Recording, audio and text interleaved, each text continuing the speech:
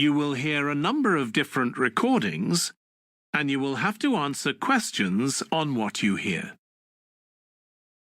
There will be time for you to read the instructions and questions, and you will have a chance to check your work.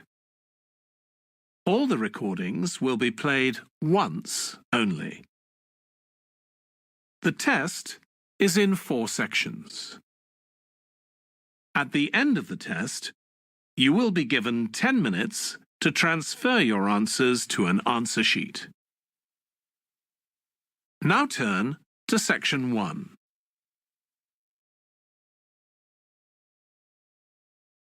Section 1. You will hear a woman phoning a box office to ask about a festival in the town of Kenton. First, you have some time to look at questions 1 to 5.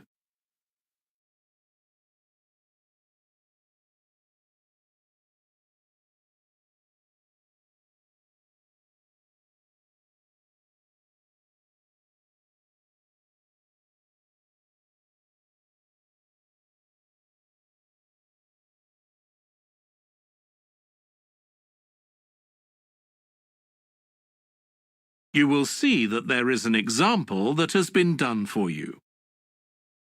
On this occasion only, the conversation relating to this will be played first. Good morning, Kenton Festival box office. How can I help you? Oh, good morning. I'm coming to Kenton for a few days holiday next month, and a friend told me there's a festival. She gave me this number to find out about it. That's right. The festival begins on the 16th of May and goes on till the 19th. Oh, that's great. I'll be there from the 15th till the 19th. The festival starts on the 16th of May, so 16th has been written in the space. Now we shall begin. You should answer the questions as you listen because you will not hear the recording a second time. Listen carefully and answer questions 1 to 5. Good morning, Kenton Festival box office. How can I help you? Oh, good morning. I'm coming to Kenton for a few days holiday next month, and a friend told me there's a festival. She gave me this number to find out about it. That's right. The festival begins on the 16th of May and goes on till the 19th. Oh, that's great. I'll be there from the 15th till the 19th. So, could you tell me the programme, please? Well, on the first day, there's the opening ceremony in the town centre. People start gathering around 2 o'clock to get a good place to see from. And the events will start at 2:45 and finish about 5:30. OK, thanks. I'll make sure I get there early to get a good spot. The festival will be officially opened by the mayor. He'll just speak for a few minutes, welcoming everyone to the festival. All the town councillors will be there, and, of course, lots of other people. Right. Then there'll be a performance by a band. Most years we have a children's choir, but this year the local army cadets offered to perform, and they're very good. Uh-huh.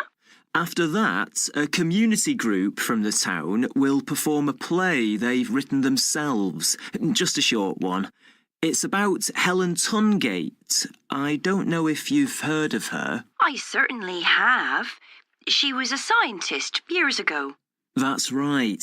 She was born in Kenton exactly 100 years ago, so we're celebrating her centenary. I'm a biologist, so I've always been interested in her. I didn't realise she came from Kenton. Yes. Well, all that will take place in the afternoon, and later, as the sun sets, there'll be a firework display. You should go to the park to watch, as you'll get the best view from there. And the display takes place on the opposite side of the river. It's always one of the most popular events in the festival. Sounds great. Before you hear the rest of the conversation, you have some time to look at questions 6 to 10.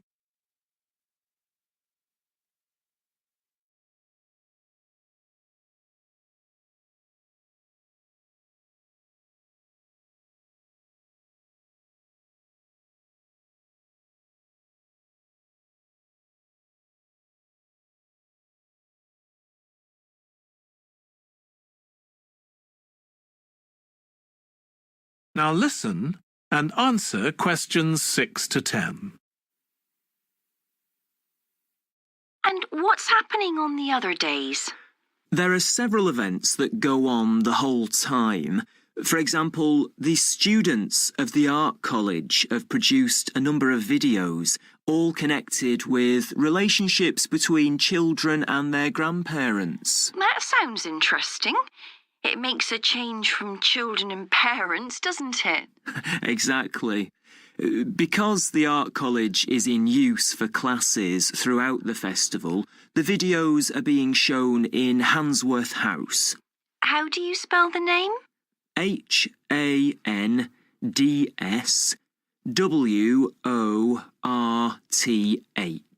Handsworth House.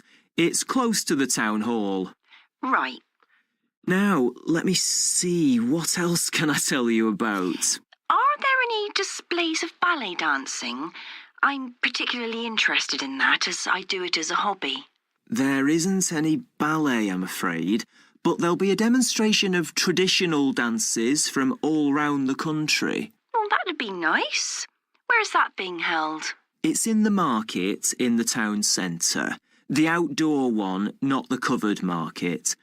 And it's on at 2 and 5 every afternoon of the festival, apart from the first day. Lovely. I'm interested in all kinds of dancing, so I'm sure I'll enjoy that. I'm sure you will. And I'd really like to go to some concerts, if there are any. Yes, there are several. 3 performed by professionals and 1 by local children. And where is it being held? It's in the library, which is in Park Street. On the 18th at 6:30 in the evening. I presume I'll need tickets for that. Yes, you can book online, or you can buy them when you arrive in Kenton, either at the festival box office or from any shops displaying our logo in the windows. Well, I think that'll keep me busy for the whole of my stay in Kenton. Thank you so much for all your help. You're welcome. I hope you enjoy your stay. Thank you. Goodbye. That is the end of section 1. You now have half a minute to check your answers.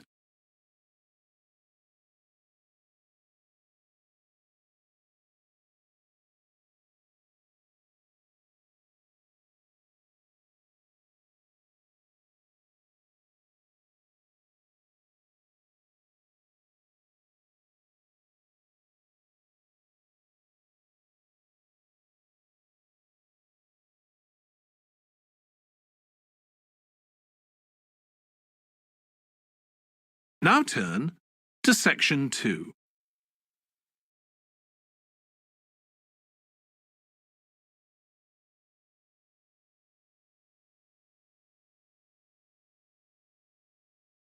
Section 2. You will hear a man talking to a group of people about a tour of theatres in the city of Munich in Germany that he has arranged for them. First, you have some time to look at questions 11 to 15.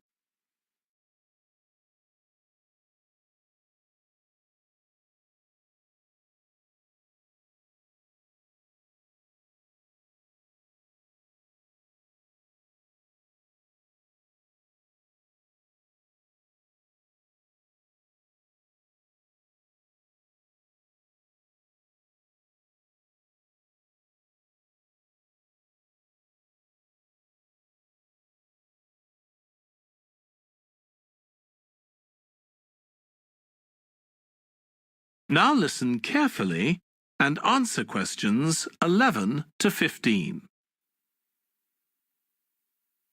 Right. I've now almost succeeded in finalising plans for our tour, so I'll bring you up to date with what I know. As you know, we're flying first to Munich on Monday the 4th.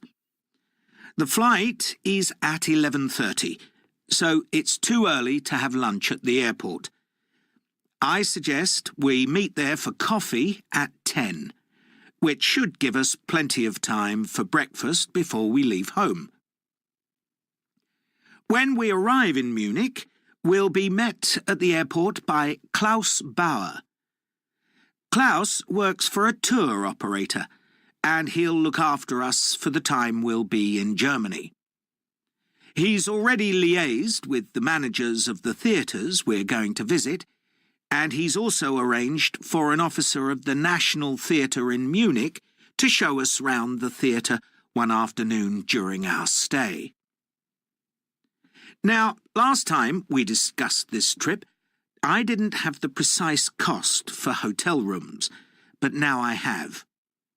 The normal rate at the hotel where we're staying is €150 a night for a double room. I'd hoped to get that down to €120, but in fact I've been able to negotiate a rate of €110. That'll be reflected in the final payment, which you'll need to make by the end of this week. On Tuesday, the day after our arrival, I had hoped we could sit in on a rehearsal at one of the theatres, but unfortunately that's proved very difficult to arrange. So instead, we'll have a coach trip to one of the amazing castles in the mountains south of Munich. On Tuesday evening, we'll all have dinner together in a restaurant near our hotel. From talking to you all about your preferences, it was clear that a typical local restaurant would be too meat-oriented for some of you. Some of you suggested an Italian restaurant, but I must confess that I decided to book a Lebanese one, as we have plenty of opportunities to go to an Italian restaurant at home. On Wednesday afternoon, the director of the play we're going to see that evening will talk to us at the theatre. She'll describe the whole process of producing a play, including how she chose the actors, and, as the play we're going to see is a modern one, how she worked with the playwright. Before you hear the rest of the talk, you have some time to look at questions 16 to 20.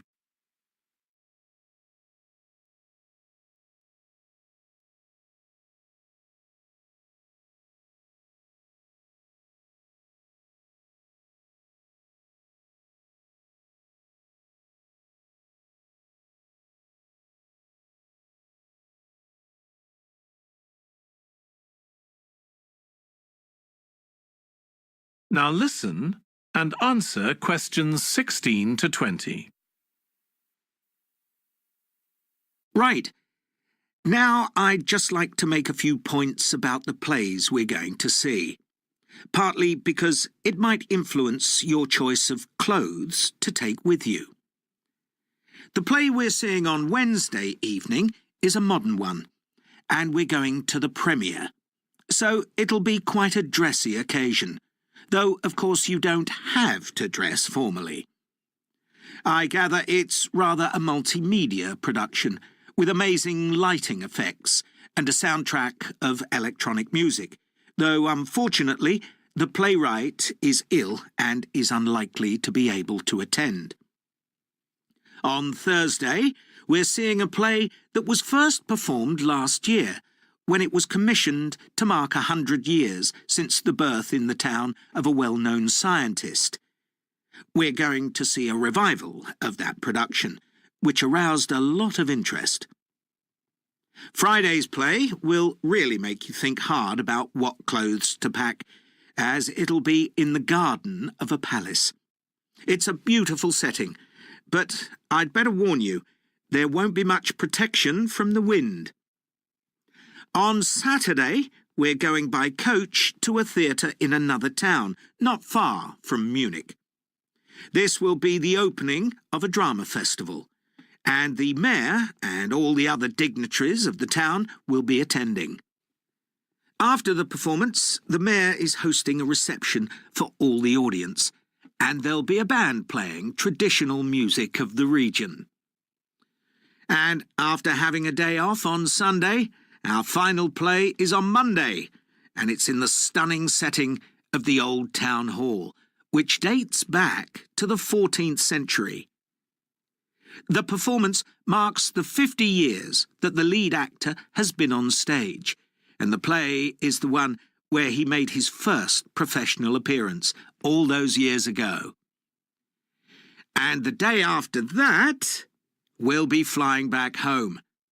Now, have you got any questions before I move? That is the end of section 2. You now have half a minute to check your answers.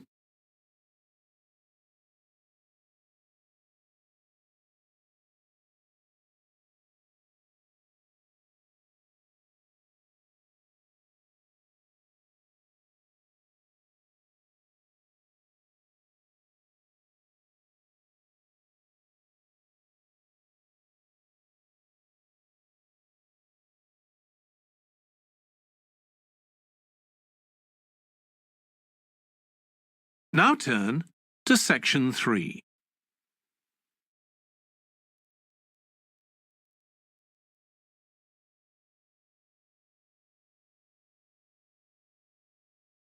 Section 3.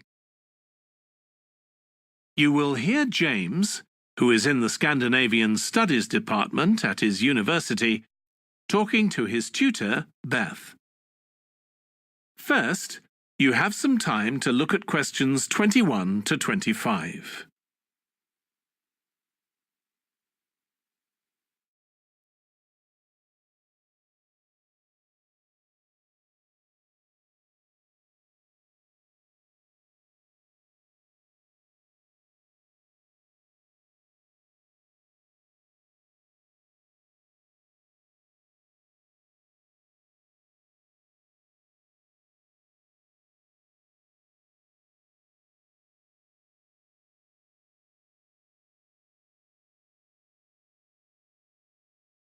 Now listen carefully and answer questions 21 to 25. Oh, good morning. You must be James. I'm Beth Cartwright. Please call me Beth. Thank you. Now, as this is your first tutorial since you started on the Scandinavian Studies course, I'd like to find out something about you. Why did you decide to take this course?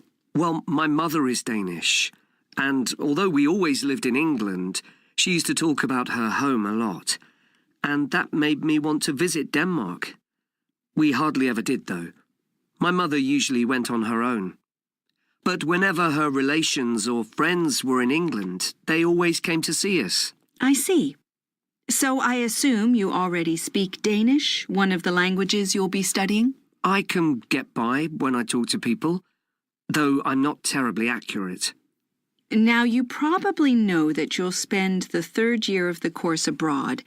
Have you had any thoughts about that? I'm really looking forward to it. And although Denmark seems the obvious place to go because of my family connections, I'd love to spend the time in Iceland. Oh, I'm sure it can be arranged. Do you have any plans for when you graduate? A lot of students go on to take a master's degree. I think the 4 years of the undergraduate course will be enough for me. I'm interested in journalism, and I quite like the idea of moving to Scandinavia and writing for magazines. I'd find that more creative than translating, which I suppose most graduates do. Okay. Now, how are you finding the courses you're taking this term, James? Well, I'm really enjoying the one on Swedish cinema. That'll continue next term. But the one on Scandinavian literature that's running at the moment will be replaced by more specialized courses.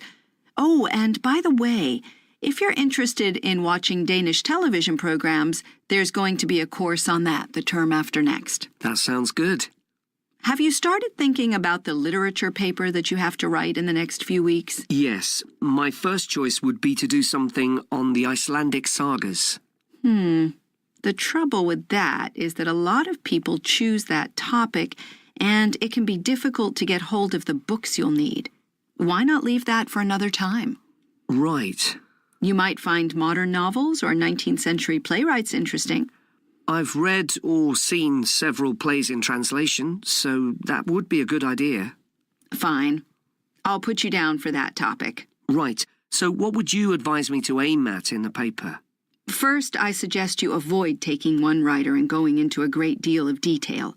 That approach certainly has its place, but I think you first need to get an understanding of the literature in the context of the society in which it was produced, who it was written for, how it was published, and so on. I also think that's more fruitful than placing it within the history of the genre. Okay, that sounds reasonable. Before you hear the rest of the discussion, you have some time to look at questions 26 to 30.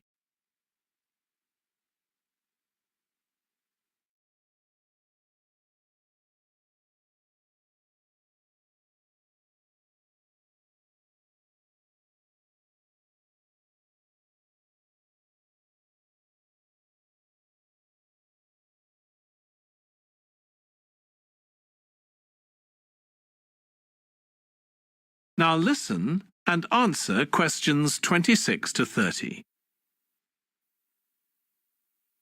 Could I ask for some advice about writing the paper I'm working on about the Vikings? I have to do that this week, and I'm a bit stuck. Of course. Have you decided yet what to write about? No, I haven't. There's so much that seems interesting. Viking settlement in other countries, trade, mythology. Well, what I suggest is that you read an assignment a student wrote last year, which is kept in the library. It's short and well-focused, and I'm sure you'll find it helpful. I'll give you the details in a moment. Textbooks usually cover so many topics, it can be very difficult to choose just one. Okay. I've got a DVD of the film about the Vikings that came out earlier this year. Should I watch that again? If it's the one I am thinking of, I'd ignore it. It's more fantasy than reality. But I've got a recording of a documentary that you should watch. It makes some interesting and provocative points, which I think will help you to focus your topic. Right. So then, should I work out an outline? Yes, just headings for different sections at this stage. And then you should start looking for suitable articles and books to draw on, and take notes which you organize according to those headings. I see. Then put short phrases and sentences as bullet points under each heading. Make sure that this skeleton makes sense and flows properly before writing up the paper in full. Okay. Thanks. That's very helpful. That is the end of section 3. You now have half a minute to check your answers.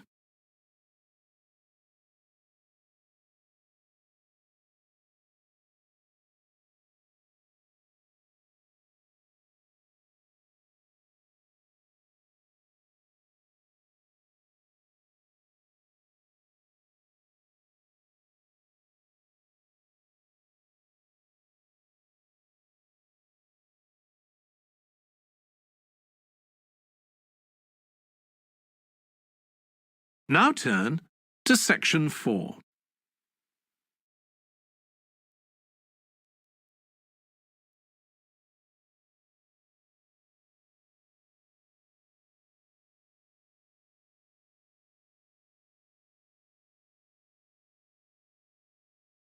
Section 4.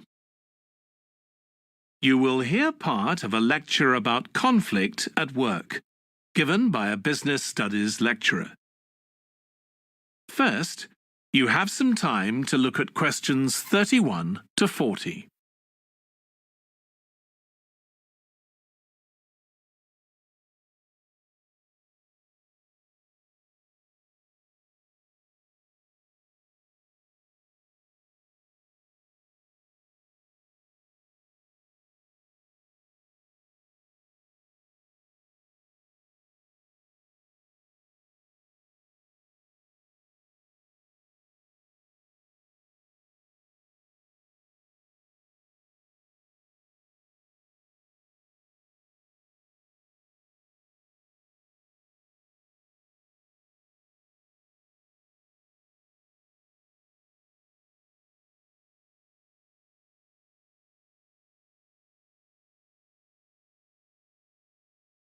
Now listen carefully and answer questions 31 to 40. Over the years, attitudes towards workers have changed considerably. After all, there was a time when workers had no rights at all and laboured in appalling conditions. Conditions have improved a lot, but conflict in the workplace is still common, and human resources managers nowadays need to be able to deal with it when necessary. What is conflict in the workplace? Definitions vary, but I'm taking it to refer to a whole range of behaviours that the victim finds unacceptable, from minor, harmless arguments to, at the opposite extreme, physical violence. Much of this is covered by the term bullying, by which I mean one or more people behaving abusively or aggressively against another who is in a weaker position. Although all behaviour like this is a form of conflict, not all conflict can be described in these terms. As with all human behaviour, there are numerous reasons for it, but often it's caused by someone who feels the need to show their superiority over someone else in order to feel that they aren't at the lowest level in a hierarchy or a group of people. In some cases, one person simply dislikes the other on the basis that the personality of one is in some way incompatible with that of the other person. A general habit of optimism in one person could make them intolerant of a colleague who's constantly pessimistic. Not that that justifies treating them badly, of course. Some conflicts arise when people are more interested in promoting themselves and their team than in the company as a whole. These conflicts are called structural and could come about, for example, when a sales team believe they are the only people in the business who do any useful work and look down on behind-the-scenes administrators. Conflict obviously affects the individuals concerned. The situation is likely to be very stressful for victims, resulting in their absence from work, possibly for months. For the company, if no effort is made to deal with conflict, it can spiral out of control and even lead to the breakdown of the business.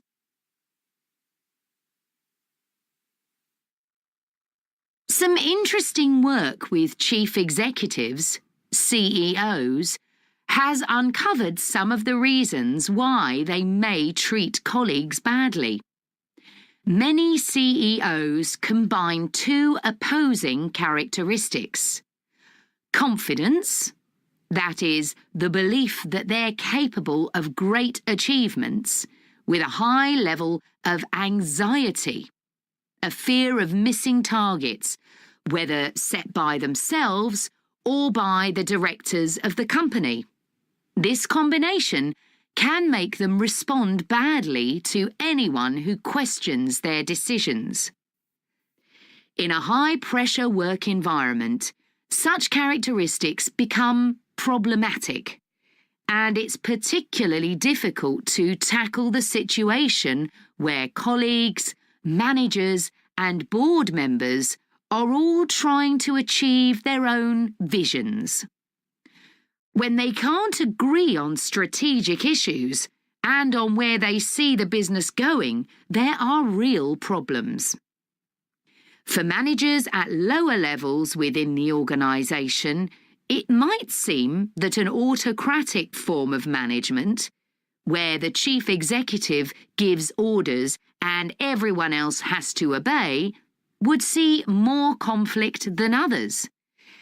Interestingly, though, a company with a more democratic business model can suffer more when uncertainty about who to report to leads to conflicting demands. Now I'll say a little about dealing with the type of conflict that has harmful effects. Of course, the ideal is to prevent it arising in the first place.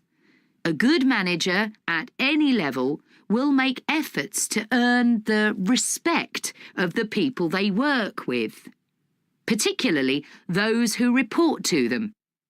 That will involve politeness in all communications and treating them as equals who happen to have a different role within the organisation.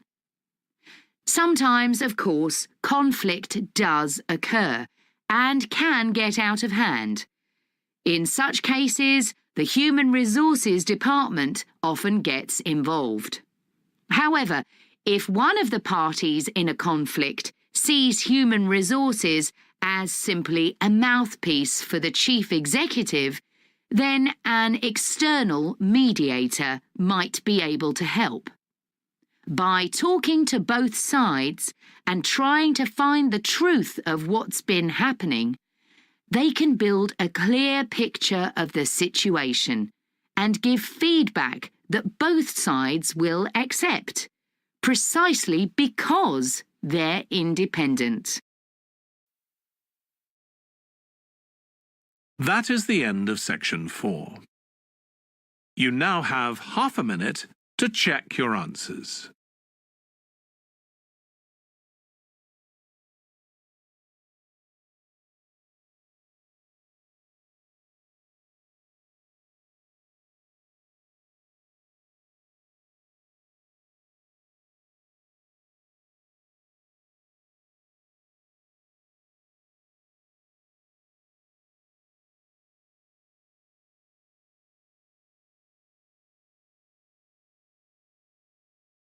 That is the end of the listening test.